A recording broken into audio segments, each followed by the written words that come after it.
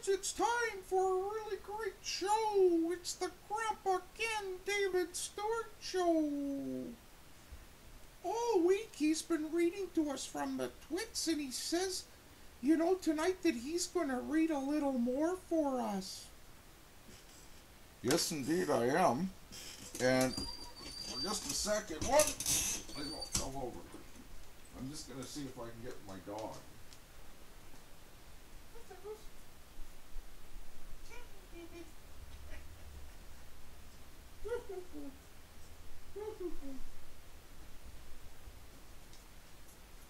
There we go.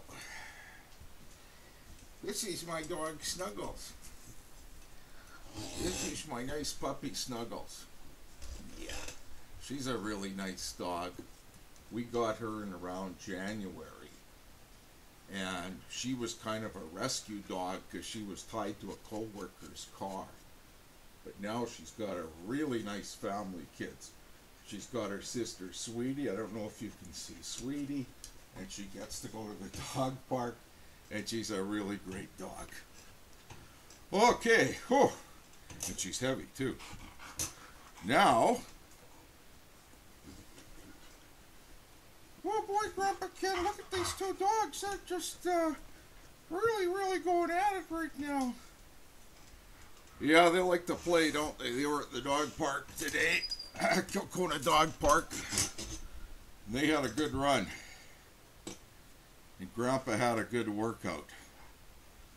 But Grandpa, he's trying to get himself into shape, but sometimes it's really tough.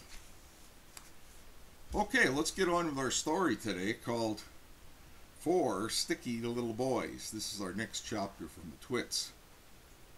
On one Tuesday evening, after Mr. Twit had been up the ladder and smeared the tree with Hugtight, four little boys crept into the garden to look at the monkeys. They didn't care about the thistles and stinging nettles, not when there were monkeys to look at.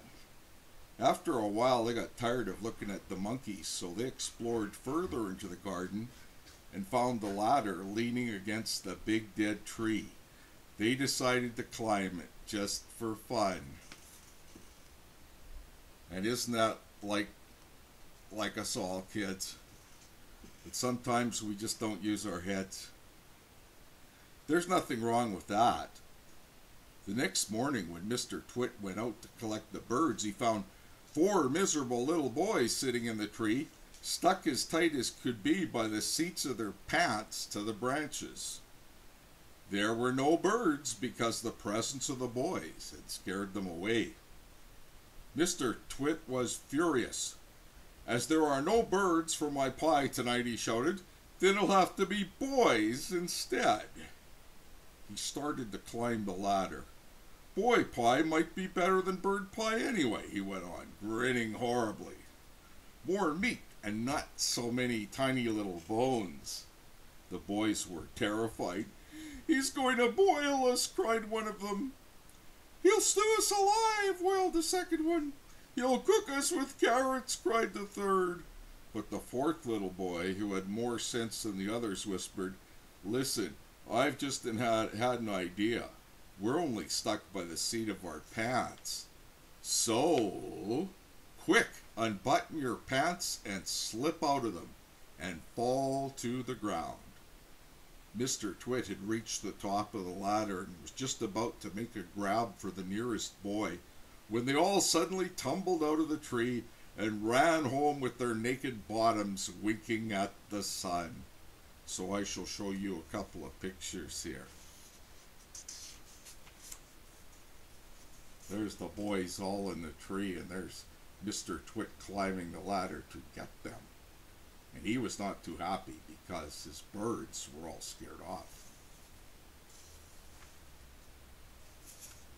And there's a picture of Mr. Twit looking, and the only thing stuck to the trees now is the boys' pants, because they knew how to wiggle out of them. Tomorrow, we'll read from the Great Upside Down Monkey Circus.